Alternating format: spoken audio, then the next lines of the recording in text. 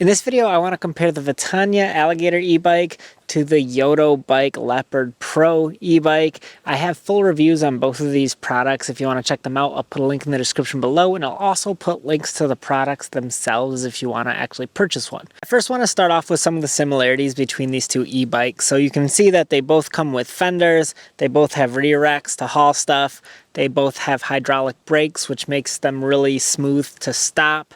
They both come with a 7-speed thumb shifter. When you go through the different gears, it feels very similar between these e-bikes. They also have a very similar, I think they're like identical batteries actually, so they get you around the same range. They have a same motor size, so going up hills was no problem at all. And they're both fat tire e-bikes. But this is where they start to get a little bit different because the Yotobike has larger tires actually than the Vetanya. So this has regular standard 4-inch fat tires. This has 4.8-inch fat tires, and that little bit of a difference makes quite a bit of difference when it comes to the actual ride. This feels significantly larger for whatever reason. It just feels a little bit beefier, a little bit bulkier, but it also improves the comfortability when you're riding on rough surfaces because the tires just absorb more of the bumps.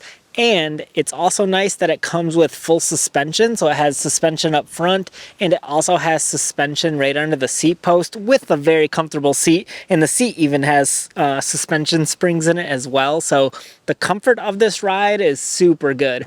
I feel like it's a lot better than this, even though this is still a comfortable ride, and they even do toss a little suspension spring in their seat post, but this seat is a lot more firm, smaller, and this little suspension seat post doesn't actually do a whole lot to absorb bumps. I feel like this one does a lot better job of actually absorbing the bump. So this is a more comfortable ride. However, due to all those features like the big tires, the larger frame, the rear suspension, it does make this e-bike heavier. So this one definitely feels easier to manage and operate, whether you're riding it or whether it's off and you just have to push it around in your garage. This is definitely easier to actually maneuver, so I definitely feel a difference there, and it's easier to get on and off of when it has this step-through frame. It's just more accessible, I feel like, for a different variety of riders, whether you're a little bit shorter or taller, versus this bike I feel like is more suited for a larger person. Another small difference between these e-bikes is this one comes with a twist throttle on your handlebar, and this one comes with a right-handed thumb throttle. I personally think I like thumb throttles better. I don't know why, it's just a personal preference. Some people really prefer twist throttles, but I think I like the thumb throttle better. And then they both come with headlights on them, and this one just comes with a battery operated tail light, which isn't that great, whereas the Vetanya one comes with an integrated rear tail light that glows brighter when you squeeze the brakes. So I prefer the lighting setup on the Vetanya e-bike a lot better.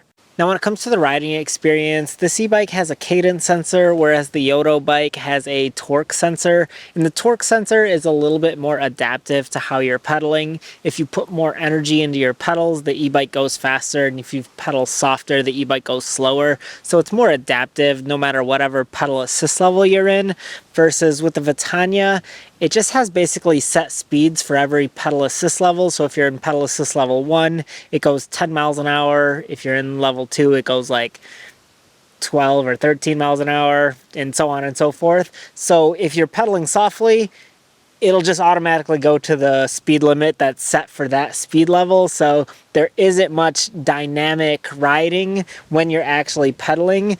This can be good if you're going on a long distance ride and you don't want to get tired. The e-bike does a lot of the work for you, and it's a really enjoyable ride. But if you want to go slow, go fast, and be more adaptive, then the Yotobike is going to be a better fit for you. They both have a top speed of 28 miles an hour though, so they have a lot of power behind both of these e-bikes. The last major difference between these two e-bikes is the price. At the time of this recording, the Yotobike comes in at $1,700, whereas the Vetanya e-bike comes in at $1,200. So that's a $500 difference between these products, and that's actually a decent amount of money. So if you want to save some money, you might want to consider the Vetanya. or if you want some of the better features, the larger bike, the smoother, more comfortable ride, then this might be the better choice for you.